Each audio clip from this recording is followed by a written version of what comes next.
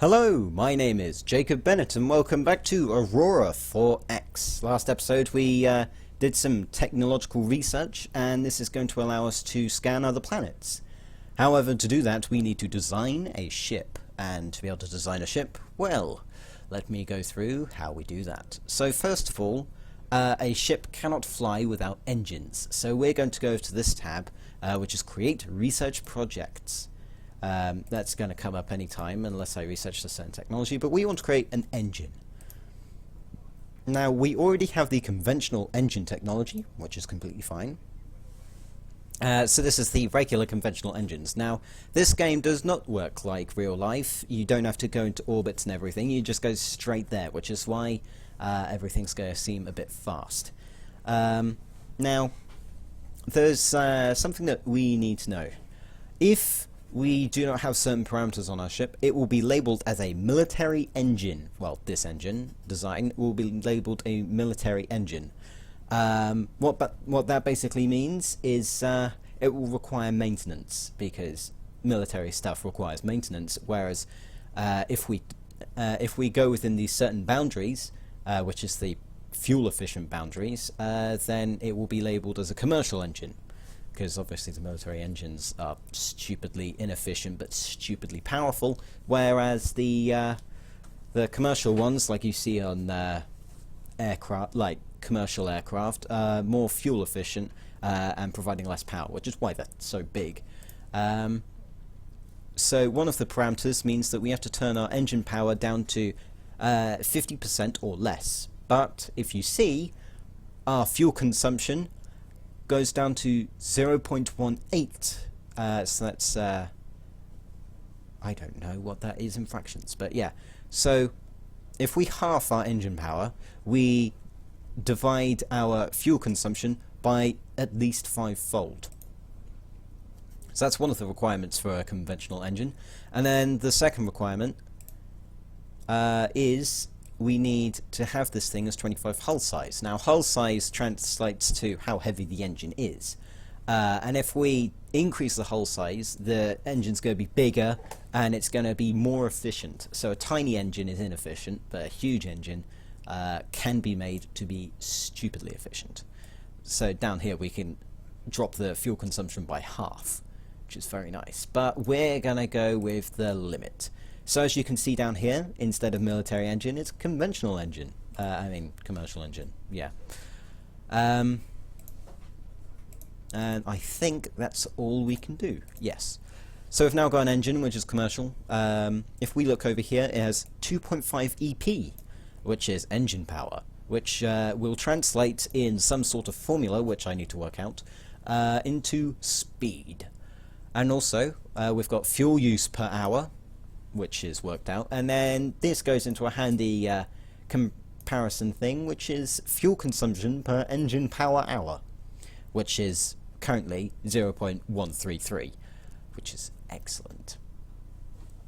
Now, we're going to get much more efficient engines, and 2.5 EP is stupidly low, but for now it will solve our purpose. For example, if I throw it up to 50 hull size increases the engine power, we get a 5 engine power engine, and the fuel consumption goes rocketing down even more. However, it's bigger.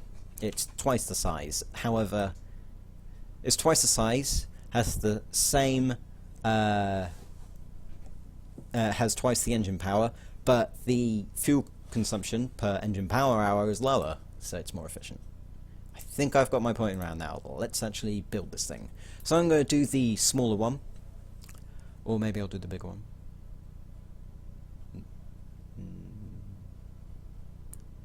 Yeah, let's do the bigger one. I'm doing the bigger one because I was planning on putting 2 engines, so let's actually put 1, because the statistics are going to say it's goddamn better. Right. So we've got a name here which we could probably change, but I prefer keeping these names. We can also add a company name here. And so this company name, we can suggest a name, so it'll be Sanderson Green 5EP Commercial Conventional Engine. you know, that's fine. So we can actually have a specific company, it's all like theory and everything, that creates certain types of engines, or certain modules, or things like that. So what I'm going to have, to my dedicated loyal follower Rio Max, is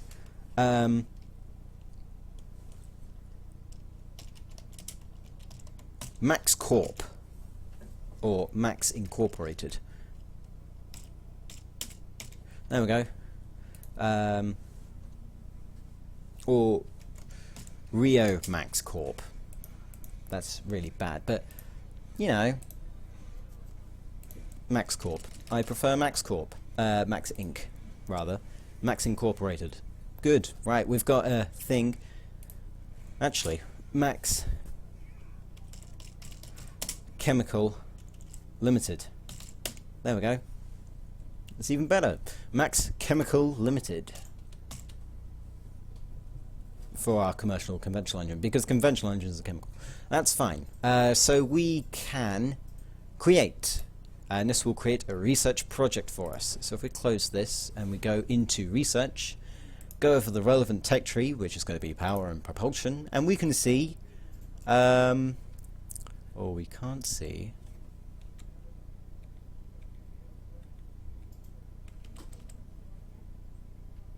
No, it didn't do it properly. Give me a second. Yeah, whatevs. This, I want 50 hull size, I want 50% engine power, that's it, so.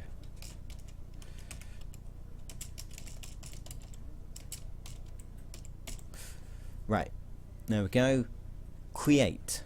So this should create the design. So if I go into research and go down to power and propulsion, there we go. Max Chemical Limited 5 EP commercial conventional engine.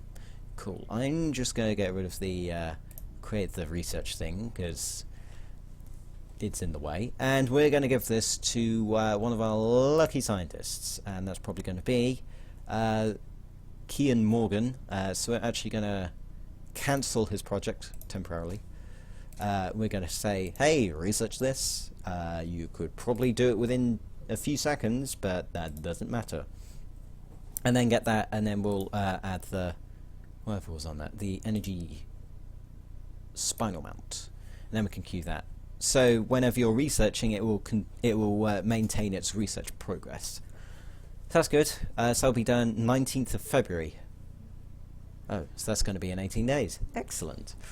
So let's wait 18 days, and then everything should be fine. There we go. We have completed research on our Max Chemical Limited 5 EP commercial conventional engine. Excellent. We now have an engine. Where the hell do we produce any new ships? Here, I say. So we want to create a new ship design. We click this new button here. We want to change the hull because it's not really a cruiser. It's more of a geo. I was supposed to search it. Geological survey vessel. There's also a gravitational survey vessel, which looks for gravitational points, which allows you to find jump points, but we're not doing that. So here we go. We've got a ship. It's got crew quarters, fuel storage, engine spaces, bridge, conventional armor, because you know you need to keep the space out. I mean the vacuum out and the atmosphere in. However, it doesn't have engines. That's why we produce engines. So we're going to add this, and it goes at a whopping 78 kilometers a second, which, if you play Kerbal Space Program, is like, oh my god, that's higher than the escape velocity of Sol. Or is it Kerbal? Yes.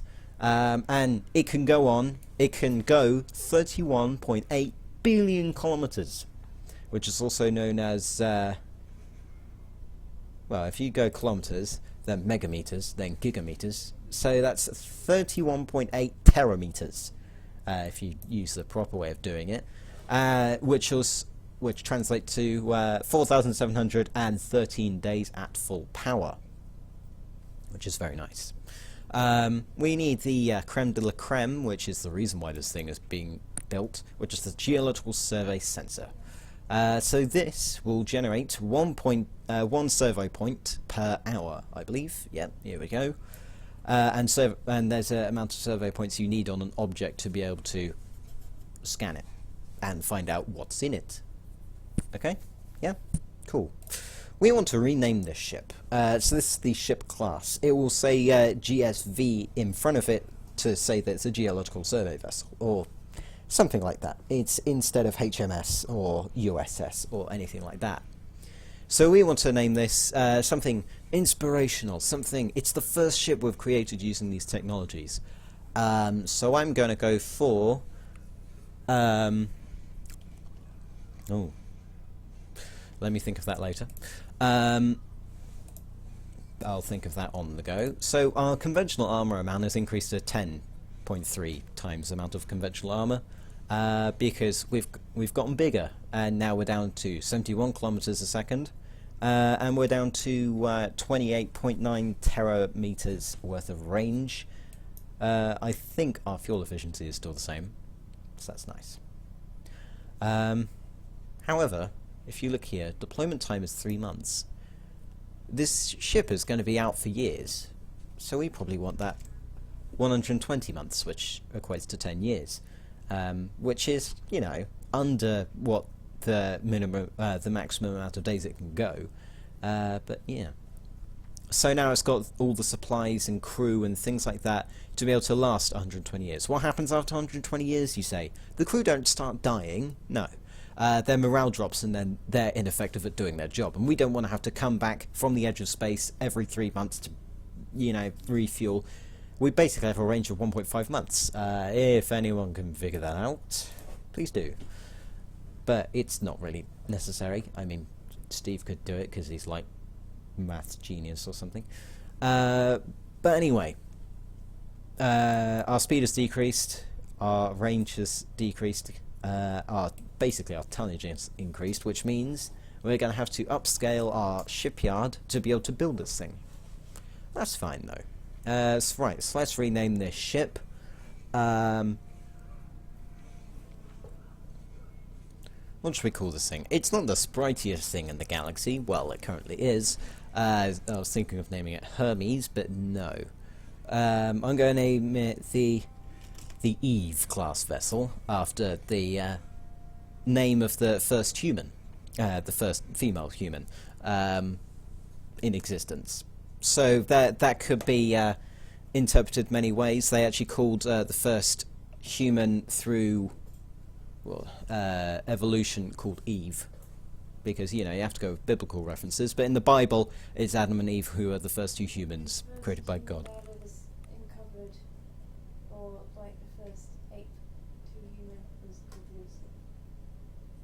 Ah, yes. Never mind. Lucy. Lucy's his name. But I'm going to use Eve because biblical references, and Adam is a bit, you know, not good. So the Eve class geological survey vessel.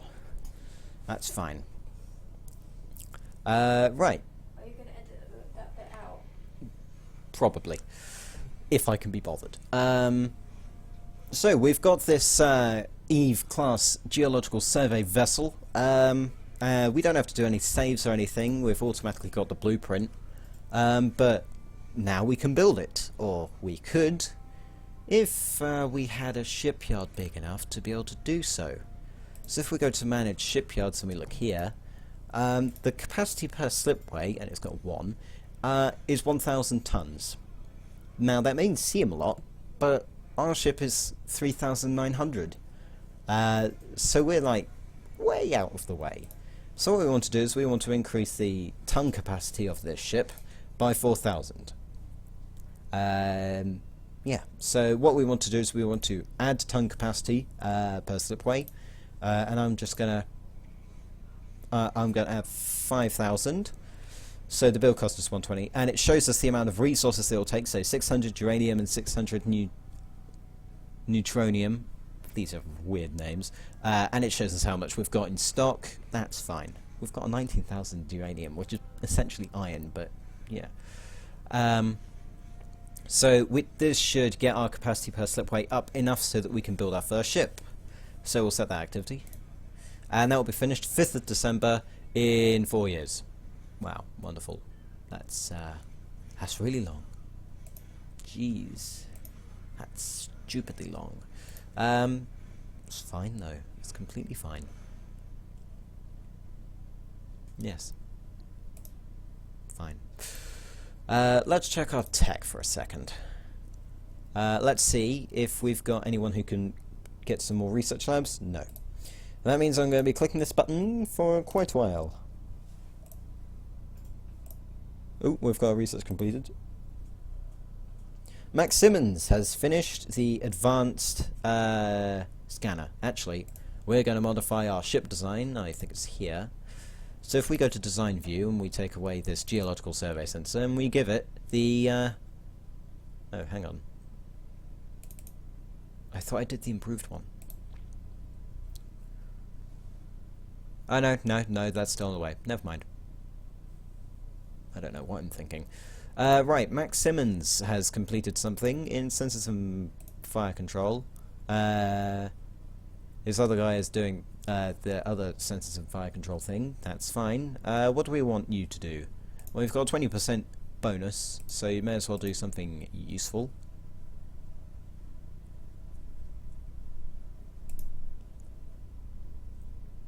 At some point we're going to need cryogenic transports. Well, cryogenic transport to be able to transport colonists, so yeah, you can do that. I am also going to crew you with the cargo handling system. No, we don't want to do that, we want a queue. We want the colony reduction cost. We want additional maintenance storage. That's fine. I'm just taking it from logistics and ground combat because we don't have one of those. Let's go to Ashley Talbot, construction and production. So you've completed your improved research rate, so things go faster. One thing that we might want to do is increase our shipbuilding rate to 560 build points instead of 500, I believe. So that's something that we're going to do. Or we can do the shipyard operations, which will decrease the time and costs to be able to upgrade things. That's a better idea. So where are you? Here. Good. And then we'll assign the improved shipbuilding rate, and then you can go for the improved construction rate. That's fine. Let's keep spamming the 30 days. We've completed new research, and new research started. We've completed research of shipyard operations, and we're now starting on shipbuilding rate. Cargo handling system complete, colony cost reduction started. We've got a new scientist. Ooh, we've got 2 new scientists. So we've got missiles and kinetic weapons. Okay, well, we can at least assign some labs to you fellas. Or fillet, if that's what you call them. Yeah. Don't ever listen to what I say. Right, so we've got Abigail Brown-E, who's got a 10% bonus in missiles and kinetic weapons. Let's give you a task. I want to get some railguns, because railguns are weapons.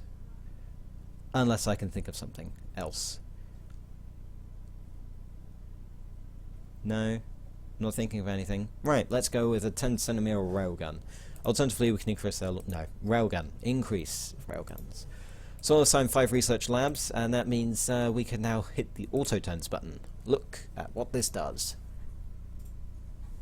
Automatically turn things. New officers assigned. Promising new officer. Research completed. So that's the railgun thing. Let's go over to missiles and kinetic weapons. Abigail Brown. So what else railgun thing do we have? So we have railgun launch velocity, which we'll create. Create. Thank you. So that's there. And then we'll add the 12 centimeter railgun to it. Yep.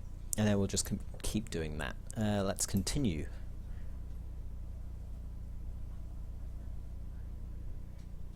Research completed on improved construction rate. That's good. So that's our Ashley Talbot construction and production. Right, let's get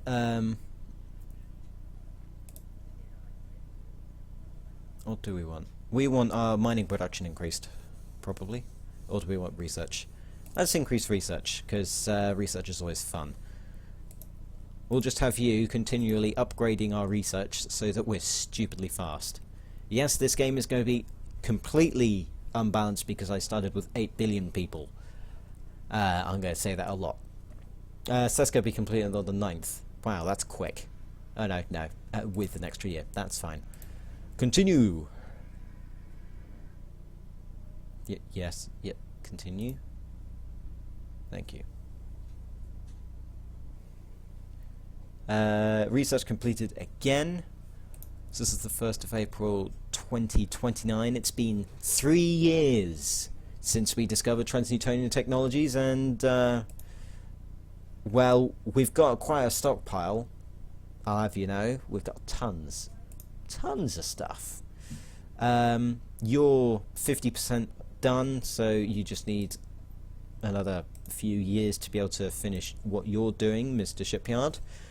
We'll rename the shipyard when we start producing ships, which will probably be next episode. But that's fine. Let's continue. Let's get... Oh, we've got another guy. That's nice. Ewan Sanders. What were you doing? You did colony reduction, and you did the improved geological sensors.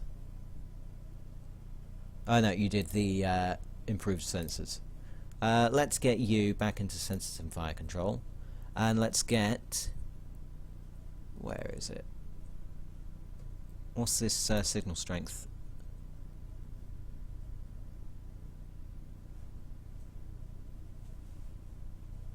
Okay, that's fine. Electronic hardening, no. Advanced geological sensors. Yes! It's gonna take us... what's the estimate? Wow, that's quite a long time. That's like 36 years. No, not that. 6-7 years-ish to be able to complete that. I'm sure we'll be fine. Max Simmons completed the thing that he was doing. Sensors and fire control again.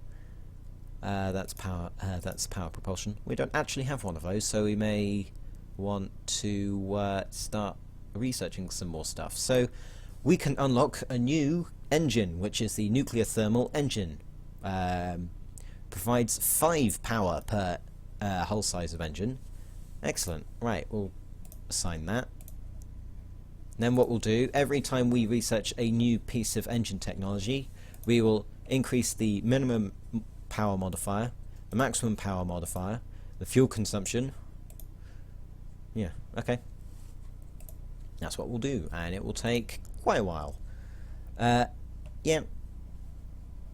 New scientist. Let's check out that scientist, actually. It's another missiles and kinetic. I can't be bothered. Yeah, let's continue. Ashley Talbot finished the research rate. Let's do it again. Because the quicker we do that, the quicker everything else happens. Research rate at 320 next. It's amazing. That'll be completed 2nd of June in about a year and a half, really. Railgun has been researched. That's nice. Railgun. Railgun. Railgun. Do. Yeah, let's create 15cm railgun. These are just getting bigger and bigger. Railgun launch velocity, we will queue that. Anything else? Nope. Good. What's Gauss cannon, actually? Or Gauss cannon, if you say it differently. A Gauss cannon is similar to a railgun in terms of it uses an electric field to propel a projectile. Right, Max Simmons did some more stuff. That's nice. I don't know why my voice has gone like this. Spinal Mountain is done. That took you a while. That's a biology and genetics person. Wow. You've been working on the wrong stuff. I want our terraforming stuff, please. Yeah. QR terraforming. Let's continue. Research completed. Fuel consumption. That means we can get more tech stuff. How long until you've finished, Mr. Shipyard? 4th of December. So that's going to be... Ooh, in half a year. That's nice. So we'll get to that point, and then we'll build our new ship. And then next episode, we will we'll start using it to explore the universe and all, well, the solar system really, and all its glory. Yes. But until then, my name has been Jacob Bennett. Thank you for watching, and I shall see you next time.